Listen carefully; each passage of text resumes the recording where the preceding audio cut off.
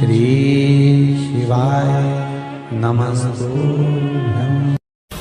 और एक विश्वास के साथ आप लोगों से कहना चाहूंगा, जितने लोग आस्था पर कथा सुन रहे हो, जितने फेसबुक यूट्यूब पर सुन रहे हो, और जितने लोग मालेगांव की ये पवित्र भूमि पर बैठकर कथा सुन रहे हो, एक दिल से कहूं आप लोगों से, आप स्वीकार करिएगा, दुख की घड़ी में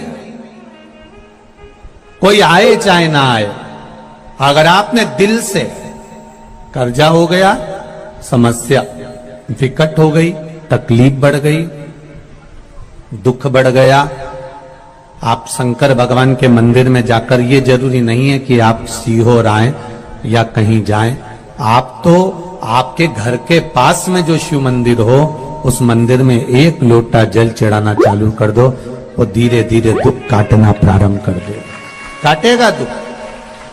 बस जल चढ़ाने का एक नियम है शिव जी का।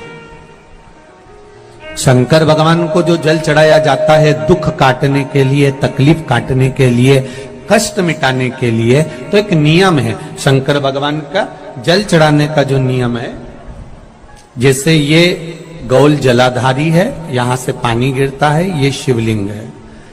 ये दो जो भगवान का पानी जहां बहकर जाता है ये गोल में से, तो यहां जो स्थान है, ये सीधे भाग पर गणेश जी विराजमान है, लेफ्ट भाग में कार्तिकेय जी है, बीच में एक मोटी सी लाइन होती है जहां सुख सुंदरी है, ऊपर से जो बूंद बूंद पानी गिर रहा है वो शंकर भगवान की 5 लड़कियां हैं, जया, विषहरा, शामलीबारी, दौतली और देव। जहां गोल भाग है, जहां शिवलिंग रखा हुआ है, ये माता पार्वती जी का हस्त कमल है, जिसको पीठिका कहते हैं। महाराज, जल चढ़ाने का नियम है, जब हमारे ऊपर दुख होता है, तकलीफ होती है, कष्ट होता है, बड़ी दिक्कत परेशानी होती है, तो हम जल चढ़ाते हैं। तो उस जल को चढ़ाने का नियम है, पहले गणेश जी का स्थान, कार्तिकेय का स्थान, अशोक सुंदरी की जगह, फिर माता पार्वती की पीठिका, उसके बाद जलाधारी को स्मरण कर कर जल धीरे धीरे शंकर भगवान पर छोड़ा जाता है। जब धीरे धीरे शिव जी पर जल चढ़ाएं, उसके बाद में आप अपने मन की कामना जब जल चढ़ाते जाएं और बाबा से कहते जाएं, बाबा रोज कामना कहने की जरूरत नहीं है, एक बार आप कामना करो और उसके बाद जल चढ़ाना प्रारंभ करो, और उसको कहना जरूर, तेरे दरबार से कोई खाली नहीं गया मेरे शंभू, मैं नहीं जानती, मैं तो इतना जानती हूं कि कंकर शंकर है और तू सुनता जरूर है। ब्रह्मा ब्रह्म लोक में है, भगवान विष्णु वैकुंठ लोक में है, पर मृत्यु लोक में मेरा देवाधिदेव महादेव है, मेरी सुनेगा जरूर। और बाबा से विनय कर कर आप आइए। जल चढ़ाने का नियम, अगर दुख है, तकलीफ है, कष्ट है तो ऐसे चढ़ा दो, और अगर मन कर रहा है डायरेक्ट शिव जी पे चढ़ाना हो तो तुम्हारी मर्जी है, उसमें कोई मना नहीं। शिव तत्व किसको कहते हैं? शंकर का गुणगान, शिव का स्मरण, भगवान शंकर का मंत्र जाप किसको कहते हैं? ये वही समझ सकता है जिसके भीतर शिव समाया होगा। और एक विश्वास के साथ आप लोगों से कहना चाहूंगा, जितने लोग आस्था पर कथा सुन रहे हो, जितने फेसबुक यूट्यूब पर सुन रहे हो, और जितने लोग मालेगांव की ये पवित्र भूमि पर बैठकर कथा सुन रहे हो, आप दिल से उसकी कथा सुनना। इस वाणी का, इस व्यासपीठ का एक शब्द हो सकता है, हॉस्पिटल में पड़ा हुआ कोई व्यक्ति, कर्जे में डूबा हुआ कोई व्यक्ति, गलत व्यसन में पड़ा हुआ कोई व्यक्ति को आपके द्वारा निकली हुई वाणी से भी बाहर निकाल सकता है। जैसे उस मां को कहा किसी ने, सीहोर वाला महाराज कहता है एक बार चले तो जा शंकर जी के मंदिर में, उसने पत्र भी लिखा। जब वो सीहोर वाला महाराज कहता है, चिल्ला चिल्ला कर कहता है, एक लोटा जल सारी समस्या का हल, तो जा। 7 साल में उस बच्चे की वाणी वापिस आ सकती है जो वाणी नहीं थी।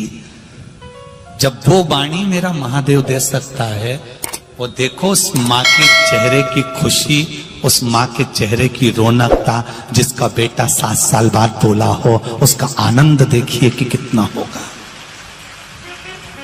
कितना आनंद होगा। एक बात और अच्छे से समझ लीजिए, जो बच्चे चिड़चिड़े होते हैं, चाहे घर में बेटे हों, बहुएं हों, सास हो, ससुर हो, परिवार में छोटे छोटे बच्चे हों, चिड़चिड़ प्रवृत्ति करते हों या चिड़चिड़ा स्वभाव हो, जरा जरा सी बात में क्रोध आ जाता हो, बोलने का भान नहीं रह पाता हो, शब्दों के बाण चलते हो, तो महाराज प्रदोष के दिन, प्रदोष काल में बेलपत्री के पेड़ के नीचे एक जो पत्ता आपके पास में हो, पान का मिल जाए तो पान का, पीपल का मिल जाए तो पीपल का, बेलपत्र का मिल जाए तो बेलपत्र का, उस पत्ते पर मात्र थोड़ा सा शहद और 7 दाने चावल के रखकर घी का दिया लगा दो महाराज, और थोड़ा सा जल हाथ की अंजलि में लेकर भगवान देवाधिदेव महादेव का स्मरण कर कि इस बेलपत्री के वृक्ष के नीचे माता लक्ष्मी, पार्वती, सरस्वती विराजमान है। इसी बेलपत्री के पेड़ के नीचे मेरे देवाधिदेव महादेव का 12 ज्योतिर्लिंग का स्वरूप प्रकट है। उनका स्मरण कर जल चढ़ा दीजिए और उसका स्मरण कर लो जो चिड़चिड़ प्रवृत्ति करता, क्रोध करता, जिसको बोलने का भान नहीं होता हो, सम्मान नहीं देता हो, अपशब्द कहते हो, उनका स्मरण कर छोड़ेंगे।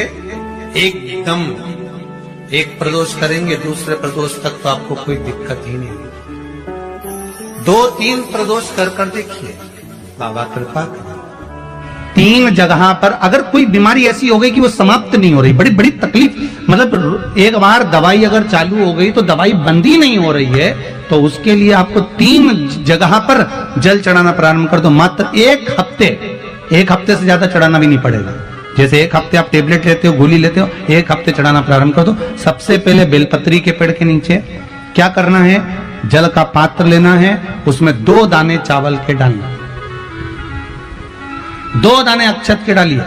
पहले बेलपत्री के पेड़ के नीचे जाओ, वहां जल चढ़ाओ, फिर जाइए पीपल के वृक्ष के नीचे, वहां जल चढ़ाइए।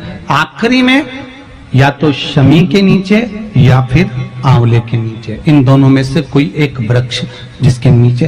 पर 1 हफ्ते अगर आपने आंवले में चढ़ाया है तो आंवले में ही चढ़ाना, शमी में चढ़ाया है तो शमी में चढ़ाना है। ये बदल के मत चढ़ाना कि आज मैं शमी में चढ़ा देती हूँ, कल आंवले में चढ़ा दूंगी, ऐसा नहीं। शंकर भगवान पे चढ़ा हुआ जल जो बहकर जाता है उसको 3 जगह पर जरूर लगाना चाहिए। ध्यान से सुनिएगा। 9 ग्रह जो शरीर पर राहु, केतु, मंगल, बुध, शनि परेशान करते हैं, उसकी समाप्ति के लिए शिव पर चढ़ा हुआ जल नैनों पर, कंठ पर, मस्तिष्क पर, 3 जगह पर जिसके प्रतिदिन शिव पर चढ़ा हुआ जल लगता है, उसको कभी 9 ग्रह परेशान नहीं कर